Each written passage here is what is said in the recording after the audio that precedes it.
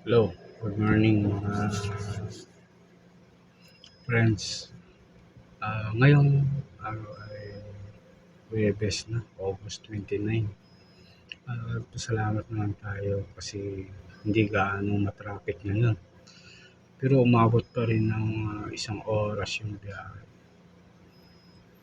Pero mas okay na yun, hindi katulad ng nakaraang araw na mahigit 2 oras yung biyahe natin. At dito na tayo ngayon sa workstation natin. Paalala pala sa may mga jowa dyan na kapag yung jowa nyo ay may napansin kayo na nagbago, sigurado may bago na yon.